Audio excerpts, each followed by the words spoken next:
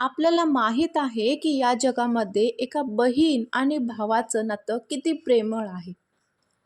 ते फक्त बहीण भाऊच नसतात, तर ते एक मित्रमैत्रीण असतात. किंवा जर बहीण असेल तर ती बहीण त्याची आई असते आणि जर मोठा भाऊ असेल तर तो त्याचा वडील असतो.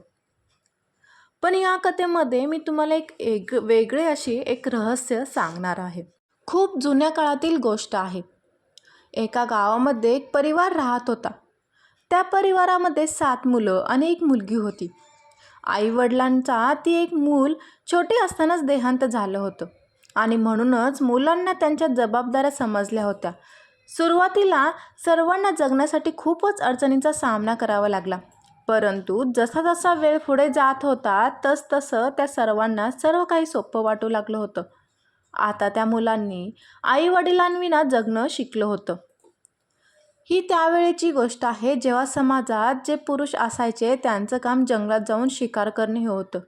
तर स्त्रियेचं काम हे फक्त घरात राहून घरातील काम करणं आणि मुलांना सांभाळणं हे होतं. 7 भाऊ आणि एक बहीण त्या गावामध्ये खूपच आनंदाने राहत होते. दिवस उजडल्यावर 7ही भाऊ शिकारीसाठी जंगलात जायचे आणि बहीण सर्वांसाठी अन्न शिजवायची आणि घरातील अन्य काम ती करायची.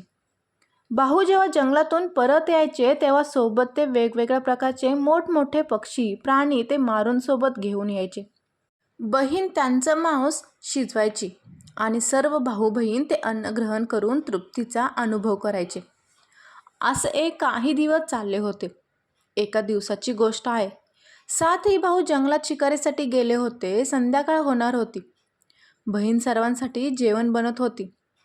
जेव्हा ती भाजीसाठी हिरवा भाज्या कापत होती तेव्हा चाकूच्या धारेमुळे तिचं बोट कापलं. कापलेल्या बोटातून रक्त वाहू लागलं. आता बहिणीने विचार केला की जर तिच्या भावाने तिचं कापलेलं बोट पाहिलं तर तिचे भाऊ खूप दुःखी होतील आणि म्हणूनच तिने हे विचार केला की ही गोष्ट भावांना न सांगायची. तिने तिचं वाहणारं रक्त ओढणीला पुसण्याचा विचार केला. परंतु नंतर तिने विचार केला की जर रक्ताने भिजलेली ओढणी भावांना दिसली तर ते मला विचारतील. मग तिच्या मनात विचार आला की हे रक्त भिंतीला पुसावं. परंतु पुन्हा तिच्या मनात विचार आला की असं केलं तर अगदी सहजपणे ते भावांना दिसेल. तेव्हा बहिणीनं बेचैन होऊन इकडे तिकडे फिरू लागली. परंतु तिला अशी कोणतीच जागा सापडली नाही जिथे ती तिच्या वाहणारं रक्त तिच्या भावांच्या नजरेपासून लपून राहू शकेल आणि म्हणूनच तिला कोणताही उपाय नसल्यामुळे तिने त्याच भाज्यांपासून ज्या भाज्या ती कापत होती त्या भाज्यांपासून ती तिच्या भावांना जेवण बनवणार होती. त्या भाज्यांना ते रक्त पुसले. संध्याकाळी भाऊ जंगलातून परत आले. बहिणीने भावांसाठी अन्न वाढले. आज 7ही भावांना भाजी खूपच स्वादिष्ट वाटली. 7ही भाऊ त्यांची बोटं चाटू लागले आणि बहिणीच्या पाककलेची प्रशंसा करू लागले. स्वतःचं कौतुक ऐकून बहिणीला सुद्धा खूप आनंद झाला. दिवसभर थकल्यामुळे 7ही भाऊ आज लवकर झोपले.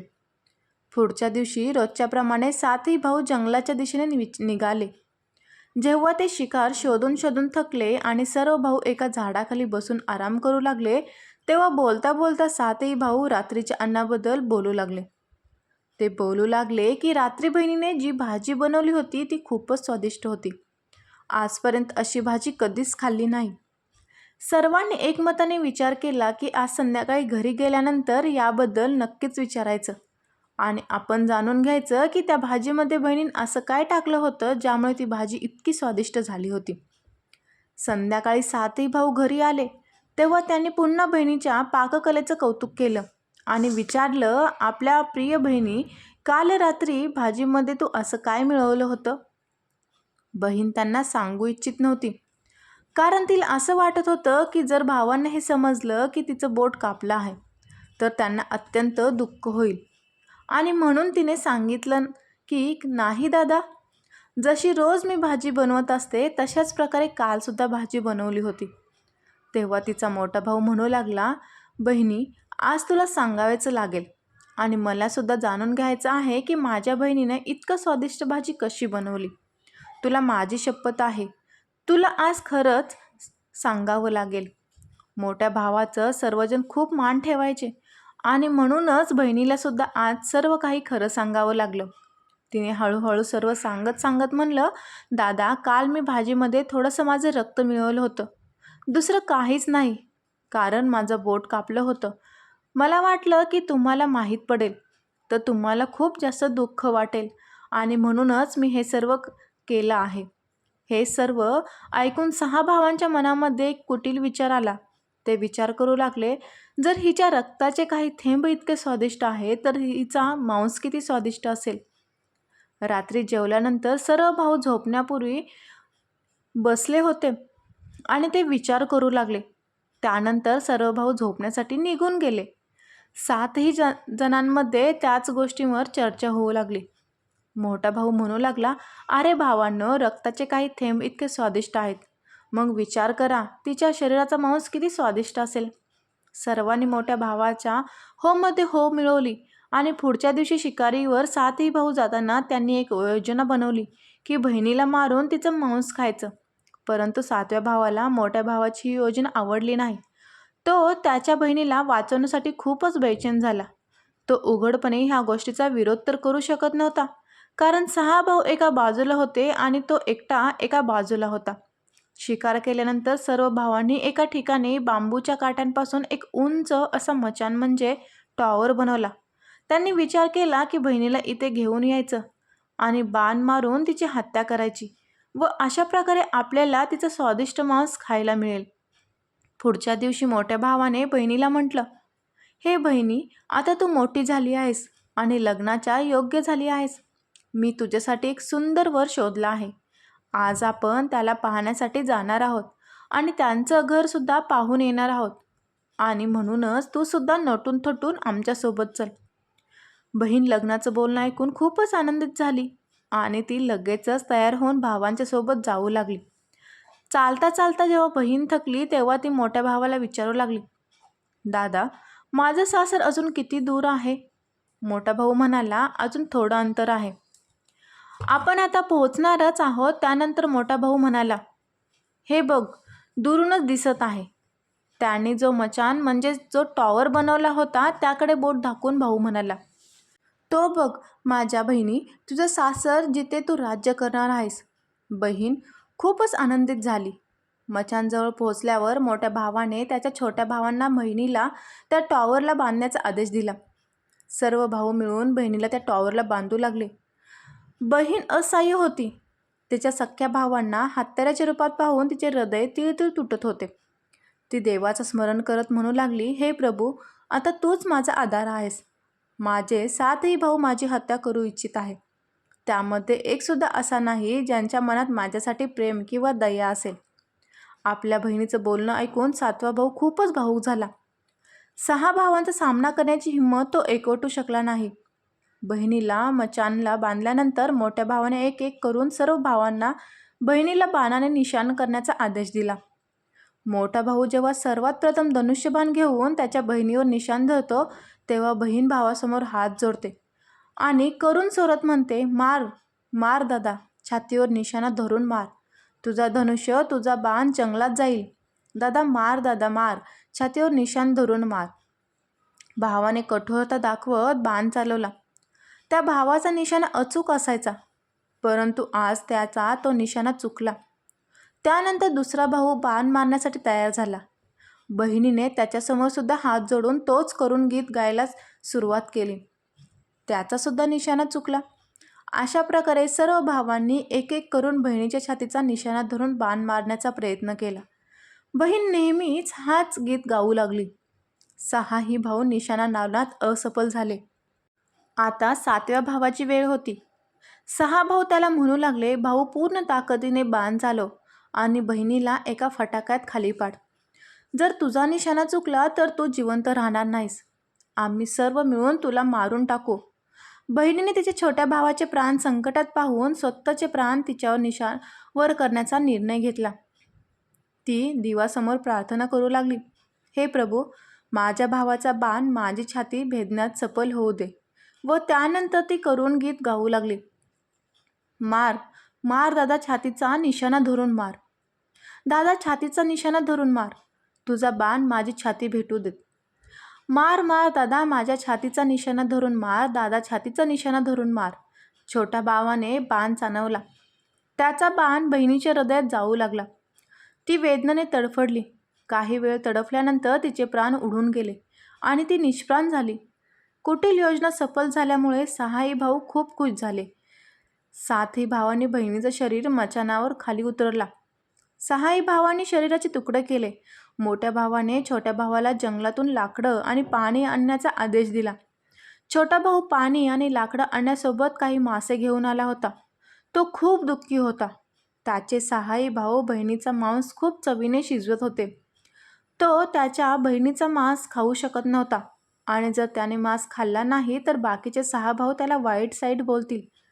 त्याने मांस शिजवत असताना सोबत आणलेले मासे आगीमध्ये टाकले आणि त्याच्या खाण्याची व्यवस्था केली. भात आणि मांस आता तयार झाला होता. जमिनीवर केल्याची पान टाकून सर्वांसाठी अन्न वाढले गेले. छोट्या भावाने आधीच त्याच्या बसण्याच्या ठिकाणावर एक छोटा खड्डा खणला होता. त्याने त्याला वाढलेलं बहिणीचं मांस त्या खड्ड्यामध्ये टाकून दिलं आणि मासे व भात तो खाऊ लागला. बाकीचे भाऊ बहिणीचं मांस खूपच चवीने खाऊ लागले.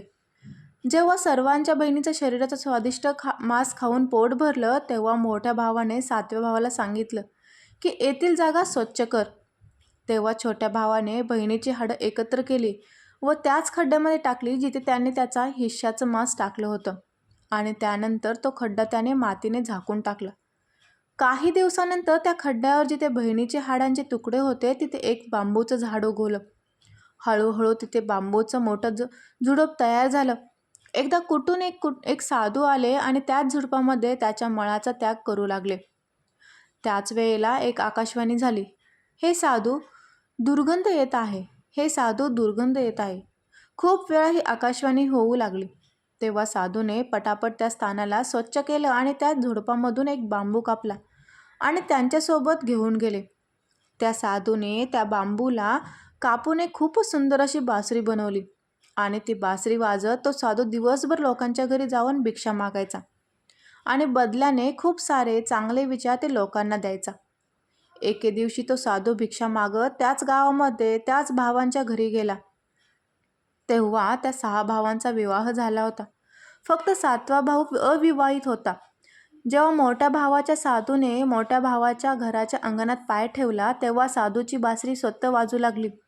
नको वाजू ग बासरी, हाच आहे दुश्मन मोठा. मोठ्या भावाच्या घरी नको वाजू ग बासरी. दया प्रेम आणि सर्व सोडून नात्यांमध्ये ह्यानेच डाग लावला आहे. नको वाजू ग बासरी, हाच आहे दुश्मन सर्वात मोठा. मोठ्या भावाच्या घरी नको ग वाजू बासरी. साधूच्या बासरीमधून निघणाऱ्या ह्या आवाजामुळे मोठ्या भावाला खूपच टेन्शन आलं. तो खूपच घाबरला. त्याने त्याच्या पत्नीला त्या साधूला ताबडतोब भिक्षा देऊन त्याला तिथून जाण्यास सांगितले.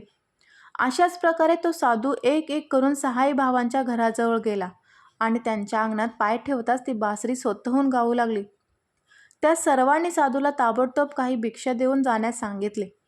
त्यांच्या मनात आता ही भीती होती की जर अशाच प्रकारे या साधूची बासरी वाजत राहिली तर त्यांचं हे गुपित उघड होईल की ते त्यांच्या बहिणीचे हत्यारे आहेत. त्यानंतर जेव्हा तो साधू सातव्या भावाच्या घराजवळ गेला तो अजूनही अविवाहित होता. तो एकटाच राहत होता. जेव्हा साधू त्यांच्या घराजवळ गेले तेव्हा बासरी वाजू लागली. वाज ग बासरी, माझ्या या छोट्या भावाच्या घरी वाज. मनातील गोष्ट मनातच त्याने युगायुगांपासून लपवून ठेवली आहे. वाज ग बासरी वाज, माझ्या प्रिय भावाच्या घरी वाज. साधूच्या बासरीतून असा मधुर ध्वनी ऐकून छोट्या भावाने साधूला सन्मानपूर्वक त्याच्या घरात बसवले. चांगल्या प्रकारे त्यांचा सत्कार केला. त्यानंतर ते बासरीबद्दल त्या छोट्या भावाने चर्चा केली. तेव्हा त्या साधूने त्या बासरीची सर्व कथा छोट्या भावाला सांगितली की कशा प्रकारे त्याने बांबूला कापून त्यापासून बासरी बनवली आहे, कशा प्रकारे आकाशवाणी झाली होती. छोट्या भावाने ती बासरी साधूंकडून मागून घेतली. तेव्हा साधूने त्या छोट्या भावाला ती बासरी दिली. साधू गेल्यानंतर छोट्या भावाने त्या बासरीला त्याच्या घरात एका स्वच्छ जागेवर ठेवून त्या बासरीसमोर धूपदीप लावलं. काही दिवसानंतर छोट्या भावाच्या घरात परिवर्तन दिसू लागलं. तेव्हा तो काम करून घरी परत यायचा तेव्हा सर्व घर त्याला स्वच्छ दिसायचं. जेव्हा रोजच्या रोज हीच गोष्ट घडू लागली तेव्हा छोट्या भावाने त्याच्या बहिणीच्या घरी जाऊन विचारलं, वहिनी, मी घरी नसताना माझ्या घराची स्वच्छता तुम्ही करता का? सर्व बहिणींनी उत्तर दिलं, आम्हाला आमच्या घराच्या कामापासून आराम मिळत नाही, मग तुमचं घर आम्ही कसं स्वच्छ करणार? छोट्या भावाने निश्चय केला की आज तो लपून राहणार, की त्याचं घर स्वच्छ कोण करतो ते पाहतो. आणि म्हणूनच आज छोटा भाऊ कामावर गेला नाही आणि तो घराच्या एका कोपऱ्यात जाऊन लपून राहिला. घर सुनसान झाल्यानंतर जिथे बासरीची त्याने स्थापना केली होती तिथून त्याच्या बहिणीसारखी एक मुलगी निघाली आणि तिने घरातील सर्व कामं केली आणि त्यानंतर त्याच बाथरूममध्ये ती गमावून झाली. छोट्या भावाने जेव्हा हा सर्व प्रकार पाहिला तेव्हा त्याला त्याच्या डोळ्यांवर विश्वास बसला नाही. तेव्हा छोट्या भावाने ही सर्व गोष्ट त्याच्या मोठ्या बहिणीला सांगितली. मोठ्या बहिणीने तिच्या छोट्या दिराला समजवलं की जशी ही मुलगी बासरीमधून बाहेर निघेल तू त्या बासरीला आगीत टाक व त्यानंतर तिच्यावर तुळशी जल शिंपड. त्यानंतर पहा काय होतं. छोट्या भावाने मोठ्या बहिणीने जसं सांगितलं तसं सर्व केलं. त्याने मुलगी बाहेर निघताच बासुरीला आगीमध्ये टाकलं आणि मुलीवर पवित्र तुळशी जल संपडलं. तुळशी जलाच्या स्पर्शाने ती मुलगी मानव रूपात आली. भावाने पाहिलं तर ही त्याची प्रिय बहीण होती. त्याने त्याच्या बहिणीच्या चरणांना स्पर्श केला. त्यानंतर दोघेही बहीण भाऊ खूपच प्रेमाने राहू लागले. तर अशा प्रकारे आपल्याला या कथेतून ही शिक्षा मिळते की निस्वार्थ प्रेम हे नेहमी नाते टिकून ठेवत असतं.